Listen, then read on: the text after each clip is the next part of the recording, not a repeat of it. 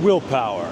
We all want more of it, and we think that if we just had enough, that our bank accounts would be full, our abs would be rock hard, our relationships would be healthy, and everything about our lives would be better. But we just can't seem to get enough of this mysterious willpower substance.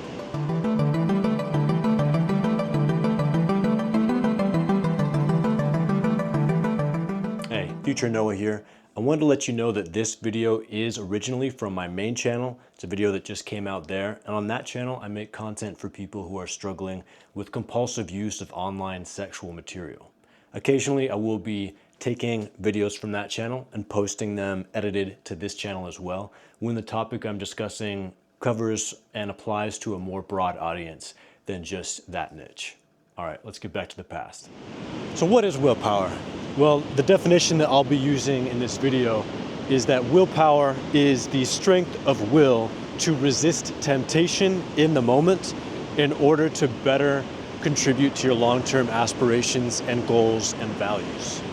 This is different from discipline, for example, in that discipline is more of an array of habits that you construct over time in order to get yourself to positively act in ways that are going to contribute to your values and your goals, rather than willpower being something you exercise when your activities, your actions that contribute to those goals are under attack, they're under fire.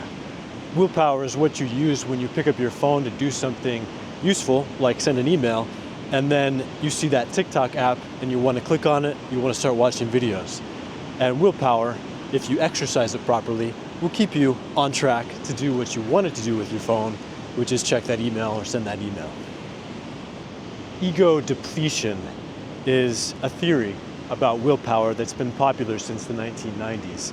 And it's the idea that the more we use our willpower, the less we have in reserve, that it's a limited resource, and that we can exhaust it by exercising it, and that we need to replenish that resource by sleeping, resting, eating, and just generally recharging our strength and our energy. And this is quite universally accepted. I think you would be hard-pressed to find someone who would speak up against this idea if it was brought up in casual discussion. And that's how much it has pervaded our culture. And quite a few studies, scientific studies, have confirmed this hypothesis, or have at least supported this hypothesis. There was one study in particular where a group of children were presented with a table laden with cookies and with radishes. And one group of these children were allowed to eat the cookies, and the other group in the experiment was allowed to eat the radishes, or they had to eat the radishes. And then each group of children was presented with a puzzle to solve. Now, unbeknownst to them, this puzzle was actually impossible to solve. But what the researchers were actually looking for is how long would each child spend trying to solve the puzzle before giving up. And they found that those who had been allowed to eat the cookies were spending about twice as long trying to solve this impossible puzzle as the children who had to eat the radishes and resist the cookies. This confirmed the hypothesis that they used up their willpower eating the radish instead of eating the cookie, and therefore they had less willpower in reserve to keep them going on this hard task. And throughout the years, more studies like this were also confirming this hypothesis, and it became part of the cultural knowledge and something that many people just accepted as true. But it was discovered that there was a publication bias in effect, where studies that were disproving this hypothesis, that were showing opposite results, weren't being published. Upon further study, what was discovered is that this is generally only true about someone, that they have a limited reserve of willpower that gets exhausted through use, if they believe that this is true. If they believe that no matter how tired they are, that they can still have an unlimited supply of willpower to make the choices that are in alignment with their values or their goals, then they will be able to do that. And that will be true for them.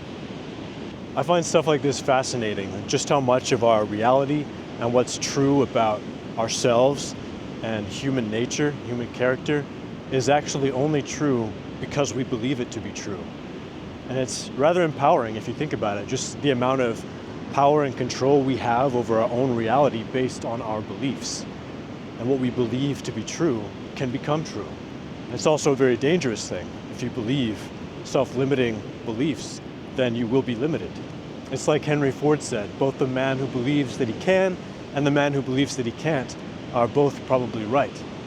Metabolically, this makes sense. The brain is an organ, it's not a muscle. It uses the same amount of calories whether you're zoning out on the couch or solving differential math equations. And things like this really make me wonder how many of the things that we take to be self-evident are in fact myths perpetuated by our own belief in it and our society's own belief in it. It's like my mother says, don't believe everything that you think. So ego depletion is the lie that we've all been told about willpower, whether you were told it explicitly in an actual discussion of the theory of ego depletion or implicitly, just based on how everyone believes the underlying substance of that theory to be true. And I know calling it a lie is a bit of a stretch because I don't believe that there was anyone intentionally deceiving or misleading the population about the nature of willpower. It was an honest mistake that was perpetuated by belief and by bias in the scientific literature and in societal knowledge. But I also want to talk today about how you can go about living an amazing, disciplined life where you're acting in accordance with your values and goals frequently without having to rely on willpower very often at all. How do we do this? Well, willpower, as I said before, is something that you use when you're tempted towards something that's more appealing in the moment, more distracting in the moment, than working on or keeping your focus on whatever it is that you are doing in order to further your goals, in order to get closer to your aspirations and stick to your values. Well, what if working on your goals, doing whatever you needed to do to get closer to that aspiration, was actually more stimulating, more rewarding, more joyous, more gratifying than scrolling TikTok or engaging in whatever other distraction you had available to you? That's the power of learning to celebrate and to enjoy every step of your journey toward your aspirations. And that's what we learn about in BJ Fogg's book, Tiny Habits. If you haven't watched my video on Tiny Habits recommending that book, you should go back and watch it now. Or better yet, just buy the book and read it for yourself. It's the single best text that I've ever found on understanding and changing our own behaviors and our own habits.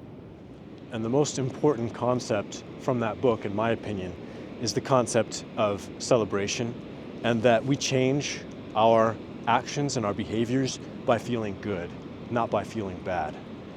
You can form a habit very strongly if every time you do that action that becomes a habit, you feel great. If you feel shitty, or you feel numb, or you feel bored every time you do the thing, even if you repeat it 100 times, it's not going to form a very strong habit. But if you do it 5 times or 10 times, and every time you do it, you feel amazing, that's going to form a stronger habit than pure repetition alone. Habit forming is more about the emotion you're feeling than it is about the number of repetitions. If you can feel amazing every time you choose to take a step forward that's in alignment with your aspirations and with your values, then you're going to form those healthy habits much more effectively, and you won't need to use willpower nearly as often to actually do those things. You'll want to do those things. It would take more willpower not to work on your business or not to write that paper for school, because you have linked those activities so effectively to your feeling of joy and self-satisfaction and pride.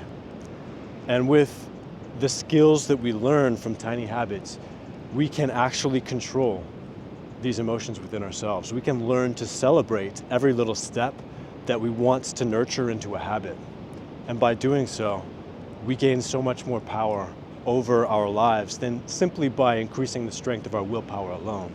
But if you do both of these things, if you come to believe and to know that your willpower is not a limited resource and that no matter how tired you are, you can still make the right decisions for yourself.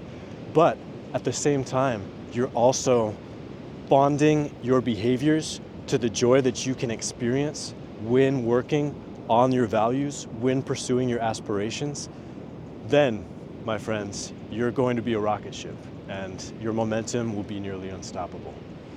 You can also intentionally choose to pursue your aspirations in ways that are more enjoyable, that are more fun. This also removes the need for willpower in so many circumstances. Take exercise and fitness. Let's say you have your exercise goals, you really want to get fit, you want to lose 10 pounds, you want to gain some muscle, you want to feel better when you're looking at yourself in the mirror, and you've been struggling to actually make it to the gym and lift weights 5 days a week. Well, what if instead you took away the requirement that you actually go to the gym 5 days a week and you take a look at the aspiration itself and ask yourself, how else could I get there in ways that would be more enjoyable, more fun, and more sustainable for me? Maybe instead of going to the gym and lifting, I instead join a soccer league, a soccer team, or another sport and play that instead. And that way I have a team around me. It's a lot more fun, it's a lot more dynamic. I'm not just repeating the same motions again and again. I'm competing, and that's a lot more fun for me. And I get to hang out with friends, and we go out afterwards, and we form bonds, and that's something that I can do much more sustainably. Who's to say that that's a worse way to get fit, get in shape, and feel good about yourself? Choose to reach your aspirations in ways that are fun for yourself, and don't belittle those steps that you take. Don't say to yourself, well, yeah, I played soccer 3 times this week, and that was good, but I didn't get to the gym the other 2 or 3 days a week, so I failed. Instead, focus on your victories and celebrate those victories and feel good every step of the way, because you're not just doing this exercise routine for this week. What you're doing is cultivating a habit of moving your body, a habit of exercising.